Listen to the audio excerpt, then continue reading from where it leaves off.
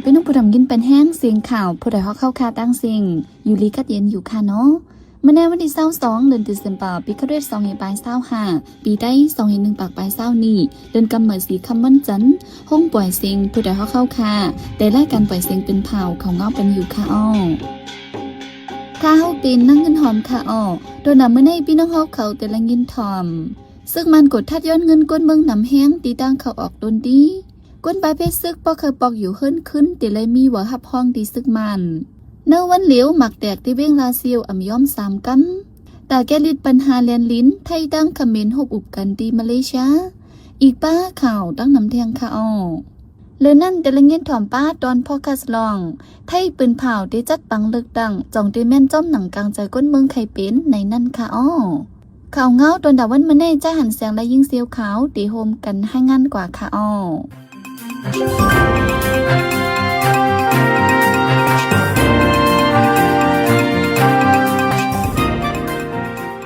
ปลีกซึกหมัดยินเมืองในดังกิกหลานเสไปกดทัดคนเมืองกว่ามาหาวแหงสังเป็นเจ้าคือเกากลางวะตะอ่างเหล่คนเมืองเจอยี่ไว้หมายฝัง13หมายเจนั้นย่าหลอกเงึดย้อนเงินนำแหงในวงปนมาในคนเมืองเจ้าคือว่าเกากลางตะอ่างยาปลีกซึกมันอันไปดีดังเขาเวียงตวนดีจึงได้ประจานหลอกเงินย้อนเงินสังมีไว้กำผู้กวนปอกกุยไปเตรียมทนแต่และมีบ่าวไว้กำหงปลีกแทงวัดไว้จื้อนั่นป้าเตรียมทนวิสิดาโกในข้ออ้างแทงละลายอันเสเด็กย้อนเงินกำไรอำจูในก้นยาตัวทบก้อนหนึ่งต่อไปดีสื่อว่านิวซีแลนด์ทางไหนหรือเสียนั้นในเกวิ่งลาเซียวต่อถึงวิ่งลงตากงในผลิตซึกมันตั้งเก็กหลานในหมอกซาวตี1ตีเลยก้นเมืองไหลเปิดเงินอยู่หมอก20,000เส้นดังลาเซียวเวียงเหลือตากงในก่อนไปเป็นปังตึกกันนั้นกว่ามาไหลวันเดียวกุ้ยกาย้ำเดียวโคลงสีพอปีกอึดไว้สีก้นเมืองไหลกว่ามา2วันกาใจจ่ายไหลกาก้าในก่อนไหลปั่นนำแหงเฮ็ดให้ก้นเมืองทบดังหยาบผืดไว้หลังจุ่มลึกพื้นถอยออกเวียงไผ่คุณเยาแต่เอาเลินจุลายในม้าซึกมานโฮมดีดุสิตปโอเสเข้าปักตับในวันสั่งให้ก้นเมืองมาเอาไว้หับห้องตีลุ่มกดทัดเสียนหมายหูก้นเสปอกอยู่เฮิรนเย่ไผ่มันว่าไหนเมื่อจุ่มลาวากาทัดนั่นสั่งอ่ำใจก้นในใจเวียงไผ่คนในอ่ำปันเข้าอยู่ในเวียงขึ้นก้นไผ่เพซึกเจอปอกเฮิรนนั่นก็เพิ่นเย่หมังหลังยาเผาแปดหมังหลังยาหมักลงตกใส่ไม่ครึ่งกวยครึ่งก็มีอ่ำจังขึ้นเบ้ปกป้องกำเหลวเลยก่อนนอนตีเกี้ยวหมุนเจ้าก็มีในก้นปืนตีลานนี่หนังไหนเหลือนั่นซึกมันให้ทำเส้นดังนำตั้งวันหย่องม้นวันดินปกลงเจอมีไผ่ออกน้ำไผ่ขุนอำปันเฮอจากกว่าในเวียงไผ่ขุนเฮียใดกวนเมืองอย่าผืดตาหากินเลี้ยงต้องไว้วันไหนวันหย่องม้นแลวันดินปกลงอันซึกมันให้ทำเส้นดังนำในมีไผ่ออกเวียงไผ่ขุนยันไกลกัน6 ลักก้นไผ่เพซึกนับโหเฮงอ่อนกันเมื่ออยู่เฮิรนเยเสดาเมื่อหนังก้นวันเฉยสั่นน้องแหลงเจอเป็นวานพี่น้องย่างแหลงอยู่เศร้าน้ำนันต่อถึงย่ำเหลวไปจังปอกขึ้นเฮิรนเยวันไหนเมื่อวันที่21เดือนธันวาคม12วันอาทิตย์ยามไววันไหนในวันเหลียวหมักแดกดีในเวงลาเสียวจึงแต่ปอดห้องอำย้อม3 กำกวนเมืองตื่นสารตกใจเป็นน้องหมักแดกกว่าในปอก5ปอก2และปอก12เวงลาเสียวลองก้นมาเจ็บแต่อำไหลหูจอมไว้เป็นน้องหมักแดกยาวปลิกซึกมันเน็ดกว่ากดทัดทบันปลาหมักอันไปแตกปลิกซึกมันให้ห้ามกดทัดปลากวนยิมหอมเจนั้น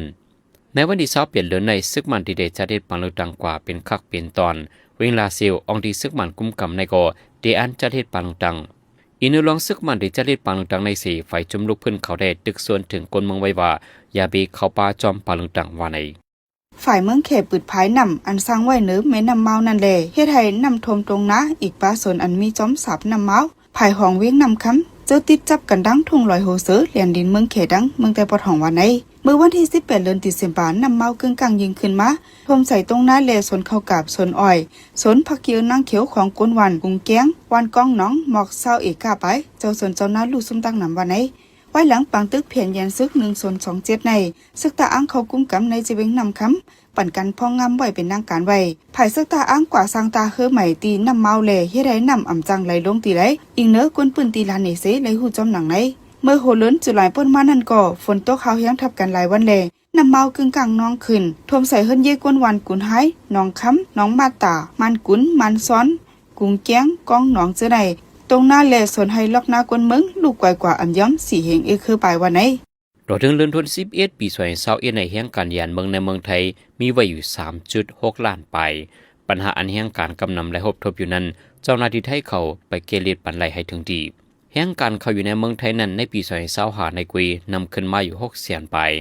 ในเปลี่ยนย้อนเจ้าหน้าที่ได้เฮ็ดปันขึ้นวันใหม่แลหัวหน้าแห่งการก็กึ่งกลางปงขึ้นมานำแห่ง ในหุ่นนับเฮียงการ 3.6 ล้านไปนั้นกำนำในอัมมีลองห่มลมสีและพบปัญหาในนาไวซาตะเหล่าเงินหรือเช่นนั้นก็การเฮ็ดวัดไว้ยุ่งยางแหงไฟเจ้าหน้าที่จัดการปันไดให้ง่ายรวมขันไว้ตรงเฮียงการยันเมืองเก็บข้อมูลให้งานไว้ว่าลงบองจึง2จึงเมืองจีดูจีส่งเฮียงการเป็นทางการอโมอยู่นั้นในปี2025ในนำขึ้นมาอยู่หมอก 20,000 ปลายเฮียงการอันมาจอมอโมอยู่โฮมเสียในมีอยู่ 650,000 ปลายว่าในอินเนอร์ลองเฮียงการทบดังหยับผดุหลายลองในสีให้เจ้าหน้าที่วางแผนเปิงแก้ลิดปัญหากว่าในจุ่มตรงวงเฮียงการยันเมืองในเมืองไทยเลยตึกส่วนไว้ที่ลมบองจึงไทยอันดีขึ้นใหม่มานั้นนังในเมื่อว่าวันที่21เดือนธันวาคมปี2025กลางค่ำ7 โมงปลายหมักแตกตีหิมลุ้มปาตีกวนเมืองตีตุปาตีอันมีตีเจเวงมังกลาเตาหย่อนเติ้งเหยียงกุงอูกุโกจีโฮเปาปาตียืนยันลาดไว้หนังในลุ้มปาตีกวนเมืองในปืดไว้ตีห้องตึกจัน2ตอนนั้นลุ้มไผ่พองงามเวียงอองตีหมักแตกนั่นซ้ำเป็นในตั้งกิ่วตีหิมโคไลเตขึ้นลุ้มลองก้นหมัดเจ็บลูแต่อมิเสดาพักตูพาหมานแลลดกายหิมเจนันเดลูกก่อยกว่ากำพองว่าเป็นลองหมักแตกเย่าปลิกซึกมันเนียดกว่าอึดเสียนดังเสกดท้าเท้ายังวันไหนพ้องกันลุ้มปาตีกวนเมืองไหนตึกเปิดมามีข้าวดัง3 วันกวยวันไหนเมื่อไหนอุ้มยืนเลินหนอผู้เตียนปาตีกวนเมืองเจเวงเต่งกันจีเติงยันกงปลิกซึกมันเปิดเลืองไว้รวยมัตตา58 กาย่ำเหลียวตึกกดทัดไว้อยู่วันไหนนอผู้เตียนเขาสังว่าพิษหมายมีรวยเลืองเมตตาจะไหนจึงจังย้าต่ำขอก1 ปีอำนั้นต่ำเงินอำเหลือ100,000อำนั้นต่ำขอกต่ำเงินตั้ง2 อันวันไหนนอผู้เตียนก็1สังว่าย้าเปิดเลืองไว้เสดาตึกมีส่วนเข้าปังเลือกตั้งอยู่สังวาลุ่มดัดเตียบตัดว่ามีตั้งพิษไหนแต่อำจังเข้าแข่งปังเลือกตั้งยาวันไหนดาวอุบกุมลงปัญหาปังตึกจอมแดนนินเมืองไทยดังเมืองกัมพูชาในสีในวันที่22เมื่อในพอลงฝ่ายนอกเมืองจุมอาเซียนจัดปังกลุ่มคึกคักอุบกุมกันที่เวียงควาลาลัมปุเมืองมาเลเซียฝ่ายเมืองกัมพูชาเป็นพ้องลงฝ่ายนอกเมืองเป็นบ้าพ้องลงฝ่ายโฮมฮิตสร้างจอมกลุ่มเมืองเข้าโฮมอุบโอจอมมันใจในพ้องซึกมันยึดอาณาจักรเมืองเมื่อปี2022เมื่อพ้องเมืองกัมพูชาฮับปุนพรเป็นโฮเป่าจุมอาเซียนนั้นก็มันใจและฮับปุนพรเป็นพ้องต่างคึกดอนเกี่ยวเลยเมืองมันฝ่ายเมืองไทยซ้ำเป็นพ้องลงฝ่ายนอกเมืองอนุเขาโฮมไว้สิอุกุมกันเยาวดิจะเล่ปังแซบแจงข่าวที่โรงแรมแมนดรินโอเดียรันเตกว่าในข่าวไทยให้งานไว้หนังในบางกลุ่มคึกดอนพ้องลงฝ่ายนอกเมืองจุมอาเซียนเมื่อในที่อุกุมกันป้าลองเมืองโฮมดูมันเทียงห้างคอพ้องลงฝ่ายนอกเมืองซึ่งมันได้มีส่วนเข้าโฮมจอมไทยหางเฮียนเตส่งตัวเต้นก่อนหนึ่งกว่าปักตาไปตัวจอมปังเลือกตั้งเมืองโฮมตัวเมืองมันอันตีจัดเฮ็ดในหางเลินตีเซมปาในพ้องลงภายนอกเมืองไทยตอบลาดไว้ตีอินดับยูอันหนึ่งหนังในตาตีค่ายเล็กลายจู้การอุบโอ้พ้องงำเย็นก้นเมืองไหนสิซึกมันปืนเขาไว้ว่าเตจัดเฮ็ดปังเลือกตั้งจุบหนึ่งกว่าในวันที่28เดือนธันวาคมปี2025ในพ้องลงภายนอกเมืองไทยลาดว่าอีเนือเงาไล่ย่ำเหลียวเสปังเลือกตั้งอันซึกมันเตจัดเฮ็ดในมีลองเตรียมทนเสดาเป็นเสียนดังตาค่ายเล็กลายจู้ลองหลีลองงำเย็นลองเมืองไทยเตส่งตัวเตี้ยนกว่าในใจว่ามักมันปังเลือกตั้งอันซึกมันเตจัดเฮ็ดเมืองไทยเต10เข้าออกกับ10กันดังเมืองมันกว่าเมืองเก่าก้อยว่าไหนอยู่ที่จุ่มอาเซียนได้ยันมีลองไม่ใจกุมมันนางกว่ากำแถมปังเลือกตั้งซึกมันอันป้าจุ่มไผ่สันคัดเขานั่นเสแลตีส่งตัวเตี้ยนกว่าปักตาไปตัวจอมวันไหนปนมาในวันที่16เดือนธันวาคมในเมืองอินเดียจัดปังตอบเรียกแต่ได้ไล่คว้างเข้าเปลี่ยนผู้หับการในจับศึกกวนเมืองจุ่มลงบองจึงว่าในปังตอบเล็กในจะได้กว่าที่ในวังเฮอร์มินอันหนึ่งดีเจดอนออริตาเมืองอินเดียปลดออกในคักตอนที่1ในก็มีคนเข้าตอบนับโฮเฮงก่อดีในเคลมเงาห่างเสียงอันเอาเฮอร์มินโดรมแถวไว้นั้นไล่หันกวนเจอตอบเด็กเขาอ่อนกันนั่งเนอเส้นต่างอย่างเส้นนางแหลนเฮอร์มินเซตอบเล็กด้วยมีต่างมีเพลินแต่ได้ไล่เข้าหุ่มจ้อมดีในปังตอบเล็กในหรือไล่มีป้ายเป็นหยาจัดเงาขามปืนกุ้ยว่าในจุ่มกวนเหตุการณ์กุมเมือง ILO ลาดไว้ว่าเมื่อปี2023ปนมานั้นหัวหน้าคนเมืองอินเดียในแก่อายุ15 ปีถึง24 ปีเซห้ามการมีได้เหตุการณ์มีอยู่ 18% ว่าใน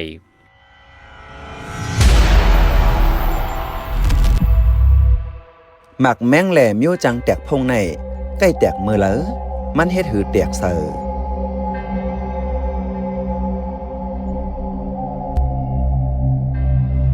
สั่งว่าจอมหิมหอมเฮาอยู่เหือมนั้นหิมหวานหิมเอิ่งเฮานั้นยามีปังตึกในจึงหมักแมงฟังลินแหล่หมักกองจึนยามเจอแตกเสเกิดไว้นั่นจังมีแหล่ไว้ปังตึกนั้นถูกลิกึ่งกลางกว่าม้าเต่าเถินเต่าสวนหมักแมงเลเมียวจางแตกพงในป้อกว่าตื้อต่อยแมนเอาหมักหินปุดใหม่วึดซึ่งเทิมเสือแมนจึงมันจางแตกพงเสือไรกำเหลว สร้างว่ากว่าเตื้อย่าแมนสายจึกเล็กๆมังๆอันเขาห่างกลางไว้นั่นก็จางแตกไหลกำเหลวอำนั้นกว่าเผายุกยักแมนตีอันมีหมักแมงห่างกลางไว้เจอนั่นก็แตกง่ายก้นอ่ำกว่าเย็บหญ้าเสียกอลีสังเป็นหมักอันห่างกลางไว้เปี้ยวข้าวหึงในจึงจ้อมลอยฟิงฟ้าราศีแหลกลายเสเฮ็ดให้หมักนั่นจางแตกพงเสือหังมันบ่เป็นหมักอันห่างกลางไว้จ้อมหนังข้าวยามนั่นเดสังว่าข้าวยามมันเต็มในก็หมักได้แตกพงย้อนเพราะว่าหมักในจางมีไหลกูตีแลจางแตกพงกูข้าวย้ำบ่กว่าหันแม่นในตื้นว่าอย่าไปกว่าตึกว่ายิบแม่นละ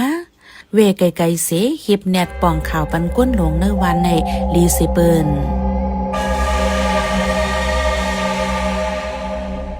กำพองเตว่าเฮาลูกอ่อนกว่าป่าไม้จีลีหิมหวานเฮากวยอำมีเพโยในอยู่กวยกะอย่าไปไว้เมาหมังเป็งนั่นอำว่าเด็กกว่าเอาแค่เอาพื้นอำว่าเด็กกว่าเล่งโวเล่งกวายดีกว่าหาเฮ็บหาหน่อหาพักหาเยอะกวยก่อจังตุ้มเตอผ่าหญ้าหมัดเจ็บไหลกูตีกูขาว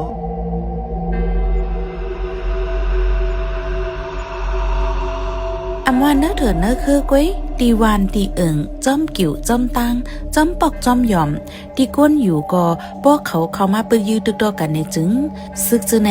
จางห่างกลางหมากต่อกันลูกก่อนค่ะอ้อ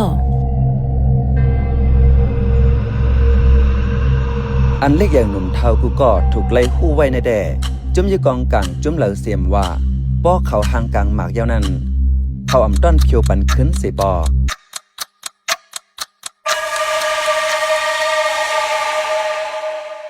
กำในพี่น้องเฮาเขาได้สำลักยินถ่อมตอนพอคัสลองไทยปืนเผาได้จัดปังเลือกตั้งจองได้แม่นจ้อมหนังกลางใจก้นเมืองเคยเป็นในนั่นค่ะอ้อ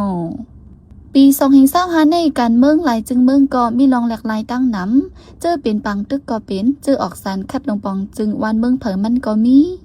เมืองโฮมตุ่มมันก็ซึ่งมันขินดีจัดปังเลือกตั้งเมืองไทยอันเป็นเมืองอยู่จำกันดั้งเมืองโฮมตุ่มมันก็ว่าปืนเผาที่จัดปังเลือกตั้งขึ้นมาแทงอำว่าก้นเมืองใต้เมืองมานอำป้นรถไล่ลองปังเลือกตั้งเจ้าไหนก้นเมืองใต้เมืองมานเจอไปซอนถึงเมืองไทยก็แวะอำรถไล่ข้อความอันว่าปังเลือกตั้งจังนั้นลองปังเลือกตั้งในเมืองไทยก็กึ่งลี้ฮู้ไว้เมืองไทยเดี๋ยวจัดปังเลือกตั้งแทงมือเหลอเงาลายเป็นหือในนั่นใจเสือจนเมืองเตะให้งานในปันกว่าค่ะอ้อ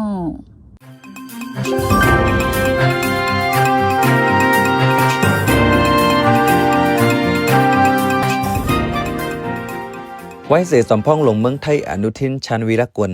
เกิด8สภาเหยาคอมมิชชั่นปังเลือกตั้งเมืองไทยปืนเผาไว้ว่าวันที่8เดือนธันวาคมปี2025ในได้จัดปังเลือกตั้งมาวันที่11เดือนธันวาคมปี2025นั้นในสภาจึงไทยมีรองอุปโองงบงีกันตามมวลแม้ปึงเงาปึงเมืองมาตรา256/28เกี่ยวรองในเสฝ่ายปาร์ตี้ประชาชนออกเสียงว่ามีรองยุ่มยำเนือจอมพ้องลงอนุทินในสีแลจังกึด8สภาจอมหนังเปิงเงาเปิงเมืองจึงไทย2016นั่นแต่เปิงเนไว้ว่าไว้เกิดสภาเหยาข้าวดัง60วันตักตีเลยจัดปังเลือกตั้งมาขึ้นเนื้อข้าวดัง2ปีมาในกวยจอมพ้องหลงจึงไทยเรียกลาย3ก่อป้าก่อในไว้จอมพ้องหลงก็เก่าเมืองไทยแพทองทันชินวัตรถอนตัวออกจอมพ้องหลงอนุทินชาญวีรกุลในขึ้นเป็นจอมพ้องหลงจึงไทยก็ทน32ตึกมีข้าวดัง3เดือนกวยซัมปอเกิด8สภาจังนั้นแลได้ขึ้นจัดปังเลือกตั้งในฝ่ายคอมมิชชั่นปังเลือกตั้งจึงไทยเปิ่นเผากว่าเมื่อวันที่15เดือนธันวาคมปี2025ในแต่เอาวันที่20เดือนธันวาคมปี2025ถึงวันที่5เดือนธันวาคมปี2026ในเฮากวนเมืองกว่าเสือเซนจือตาตอดแคบกลางเจอลงนาอามากวนในเมืองหือกวนเมืองเจอกว่ามีต่างตี4เหรียญเตรียมเจอเขตปังเลือกตั้งตัวเก่าและกวนเมืองเจอกว่าตกต่างจึงเมืองก็เฮาต่างเส้นหมายเนื้อข้าวยามอันลัดไว้ในวันนี้วันที่27ต่อถึงวันที่31เดือนธันวาคมปี2025ในเฮาหนอผู้เต้นเขตเลยเขตนั้นยืนต่างเส้นจือตาเข้าเลือกตั้งวันที่28ถึงวันที่31เดือนธันวาคมปี2025ในซ้ำเฮาหนอผู้เต้นอันเตเอาจือปาร์ตี้เซเข้าเลือกตั้งนั้นต่างเส้นจือเลือกตั้งและเฮาแจ้งในกวนตั้งนำหัวผู้เลอเป็นกวนอันเตกึ่งเถิกเป็นจอมพ้องลงเนื้อปาร์ตี้พังมันพอถึงมาวันที่1เดือนธันวาคมปี2026เป็นวันอันเตเลยตัดแคบกลางเจอลงนาแลเจมากวนอยู่ที่ไกลอำจังถึงเลยเขตเลือกตั้งและสังกวนเจออันนำปึงตัวเก่าไล่มันนังเป็นกวนอำแข็งแห้งเจอในเลสังเฮาตัดแคบเสียงลงนา วันที่8เดือนธันวาคมปี2025ในซ้ำเป็นวันเลือกตั้งเป็นวันตรวจแคปกลางเจอจอมเขตเลือกตั้งเพิ่มมันมีไว้ว่าไหนจอมหนังสภาเมืองไทยเปิ่นเผาเมื่อวันที่22เดือนธันวาคมปี2024นั่นแดปาร์ตี้อันต่างหมายฟังเข้าเลือกตั้งมี76ปาร์ตี้กิ่งแพปาร์ตี้มี7ปากปลาย9ปาร์ตี้มีหนอแดนพ่อง7ปากปลาย9ก่อปาร์ตี้อันพร้อมและตูตันตัดได้เข้าเป็นลงปองจึงถังแจ้งในเป็นปาร์ตี้เพื่อไทยปาร์ตี้ภูมิใจไทยปาร์ตี้ประชาชนอันทางเฮียนตูตันเสอันเฮ็ดเนกาขันปาร์ตี้เฮากวนนำฮับไรนั่นก็เป็นปาร์ตี้ประชาชนในพุทธสังการเมืองก่อนหนึ่งลัทธิไทย PPS หนึ่งไหนพุทธสังการเมืองนั้นเสพลาดว่าเป็นปาร์ตี้เลิกขึ้นมาเป็นลงปองจึงก็ย่อลอกจุกเขามีจังหือก็ย่อการอันเขาตีเวอำลอดแต่เป็นการหากินเลี้ยงตองกวนเมืองลองปัญหาเรียนลิ้นลองหลอกเรียนกินเงินออนไลน์แลพิสภาวะเจอในกวยกะอยู่ดีปาร์ตี้เลอปาร์ตี้นั่นเสเตเอาหัวคอปัญหาเรื่องเล่าเจอนั่นมหาเสงเซิงหือจังซ้ำเตจันเจอกวนเมืองไรแต่ตัวอย่างมันน้ำทมปอดตังเมืองไทยตอนเตอฮาวแห้งนั่นปาร์ตี้เลอซ้ำเตฮัดฮับปากว่าปอกนาเตียมเฮาน้ำทมเหื่อมนั้นกรุงเทพเก่งเหมือเจอในแต่กว่าแต่เฮ็ดหืออย่าเฮากวนเมืองทั่วเพไอควันฝุ่น PM 2.5 ในเจอในพุทธสังการเมืองมังก็ว่าปาร์ตี้ภูมิใจไทยอันเกิดสภาพกว่าในกวยอันเดมีอำนาจเสกขึ้นมาเป็นลุงปองจึงแทงกำเนืองในจื้อหันถึงจังไหนก็มีปาร์ตี้เลอปาร์ตี้นั้นแต่ลาดว่าตากวนเมืองในร้อนๆกวยกายเองเนือปอลสีเขาแลสังอีกเนือเซงกังเจอกวนเมืองแลสังเซสภาไม่ลองปิ่นไปเรียกลายมากคือเยอะณสภาเมืองไทยในตีนังเต้นพองมี5ปากตีนังเนื่องนั้นตีนังอันเลือกตั้งจอมเขตเลือกตั้งมี4ปากตีเตียนเอาจื้อปาร์ตี้เซเลือกตั้งจอมปนส่วนซ้ำมีปากตีสังวันเลือกตั้งเย้าโตลีงามเย้าฝ่ายคอมมิชชั่นปังเลือกตั้งเมืองไทยได้ปืนเผาปันเส้นหมายมันในวันที่3เดือนธันวาคมปี2026ว่าไหนไว้เสปืนเผาพ่อนปังเลือกตั้งนั้นเย้านับเอาวันนั้นกว่า15วันได้คัดเลือกเอาโหเปาสภาก็มาไว้นั้นก็เตปันเซงกังเจอเลือกเอาจอมพ้องลงเมืองไทยก็มากว่าในไทย PPS ให้งานไว้หนังไหนเมืองจึงไทยในก็ไว้หลังเรียกลายเปิงพ้องงามเย้ายามมีลองยึดอาณาจึงเมืองมา13กัมเมื่อปานทักษิณชินวัตรจอมพ้องหลวงเมืองไทยก็เก่านั้นก็ถูกเนว่ามันใจกินเงินสู้เงินลาบเฮ็ดเฮาวันเมืองอ่ำกัดเย็นในสิจอมพ้องหลวงชนที่ปุญญารัตน์กรินยึดอาณาจึงเมืองมือ264เอาสุรยุทธจรานนท์ขึ้นเป็นจอมพ้องหลวงก็ทวน24พ้องปานหลวงปองจึงเปิดเฮิรนไว้นั้นขึ้นจัดปังเลือกตั้งสีเอาอาณาจึงเมืองมอบปันเนื้อมือกวนเมืองขึ้นยาวเสตาลองสุกยุงหลงในเมืองไทยปัญหาซื้อเหลียงซื้อเลืองหิมอาณากันอ่ำเย้าอ่ำโตในกลางเจอต่อกันปัดปืนจึงเมืองอยู่คาแหมกันตายปล่อยหมากต่อกันเนื้อกลางเว้งกวนเมืองเสื่อมเกี่ยวข้องการเมืองกำยาคาแหมถึงที่จอมซึกหลงปลายุทธจันโอชายึดอาณาแทงกำหนึ่งพ้องปี2014พ้องนั้นก็จอมพ้องหลงจึงไทยเป็นนางสาวยิงลัดชินวัตรน้องยิงทักษิณชินวัตรตัวทักษิณชินวัตรแต่เจอเมื่อย่ายึดอาณาปอกอ่อนตั้งสีไปออกกว่าอยู่นอกเมืองเมื่อปี2007ถึงมาปี2009โหปีทักษิณปอกขึ้นเมืองไทยสีฮับลองทัดทองแทงไว้นั่นนำหึงขึ้นออกกว่าอยู่เว้งลงแหลนตานเมืองอังกฤษกวยการเนื้อการเมืองไทยแต่ปีน้องคือเหลียวกันตั้งทักษิณเข้าปังเลือกตั้งจอมกูกัมไล่ขึ้นเป็นจอมพ้องหลงแทง3ก่อปี2008น้องเขวมั่นใจอันเป็นสมชายวงศ์สวัสดิ์นั่นขึ้นเป็นจอมพ้องหลงตา2เดือนปลายปี2011ถึง2014น้องยิงมั่นใจอันเป็นนางสาวยิงลักษณ์ชินวัตรเป็นจอมพ้องหลงถึงมาปี2024ถึง2025ลูกยิงมั่นใจอันเป็นนางสาวเพทองทันชินวัตรขึ้นเป็นจอมพ้องหลงตา1ปีนางสาวเพทองทันชินวัตรในเป็นลูกยิงจอมพ้องหลงเก่าทักษิณชินวัตรมันนางในเป็นจอมพ้องหลงจึงไทยก็ทน31ของเมืองจึงไทยวันที่21เดือนธันวาคมปี2025ในอีกหนึ่งปัญหาข้อมูล2จึงเมืองไทยเลยกัมพูชาโหนันเสจอมพ้องหลงเมืองไทยเพทองทันชินวัตรถอนตัวออกดันเฮงกำเลื่อนจังมีมาจอมพ้องหลงก็ทน32อนุทินชาวีรักกุลซ้ำกึด8สภายาวแลจังหวัดได้จัดปังเลือกตั้งแทงวันที่8เดือนธันวาคมปี2026ในข่าวอันกันเสเปิดด้วยเทียงว่าเพิ่นได้เป็นจอมพ้องหลงเมืองจึงไทยก็ทน33ในนั้นค่ะน้อข่าวเป็นใจเสิร์ชจนเมืองค่ะอปันแห้งรายการพอดคาสต์เฮาค่ะและยินจมอย่านำอยู่ค่ะอ้อเหมอสุงค่ะ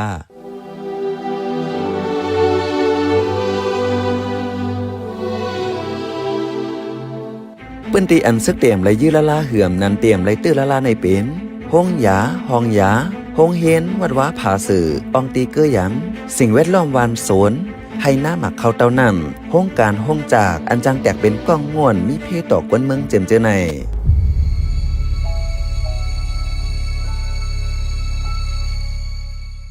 สืบเสในแจ้หันเสียงที่ให้งานในปันหัวข้อข่าวอันไรปืนเผาปันกว่าในวันมื้อในนั่นค่ะอ้อแค่เปิดไฟน้ำเมายิงขึ้นทมหน้าก้นหวานหิมทุ่งลอยโหเซอเมืองกลาจัดปังตอบเด็กตาเข้าจุ่มตับสึกกวนเมืองเนือเส้นดังเหรียญเฮอร์มินไทยดีส่งตูเตียนไปดูจอมปางต่างๆอันซึกมันที่จัดเหตุลุ่มป่าดีกวนเมืองที่เวียงตากงยาปล่อยหมากแห่งการที่เมืองไทยในปีเลียวนำขึ้นมาอยู่6 แสนปลายยามเหลียวมี 3.6 ล้านปลาย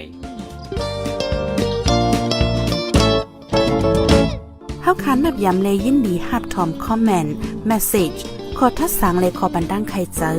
ขอจี้จำเน้นน้ำเกี่ยวกับข่าวเฮาคาสีอันพี่น้องเฮาเขาเลยอ่านเลยตัวยาวสีปันมาเจอนั่นก้วยกาดาเป็นเจื้อคืดอันคืดกับคืดปานนั่นเฮาขาดดูย้อนเหลย้อนนอมใหญ่น้ำแค่นดอยอยากอะไรเป็นข้อความอันหล่าอันหวยหังอันเสยงเฮามีลองพิดมอกันนะเจอจาดอยากอะไรเป็นข้อความอันอ่อนน้ำห้วยจันเฮาเป็นลองแตกแยกเนื้อเจอจาดเนื้อตวงวงยาอะไรเป็นข้อความอันจันจื้อคืดแล้วขาดตกแต่นล่มจมนันสีกำ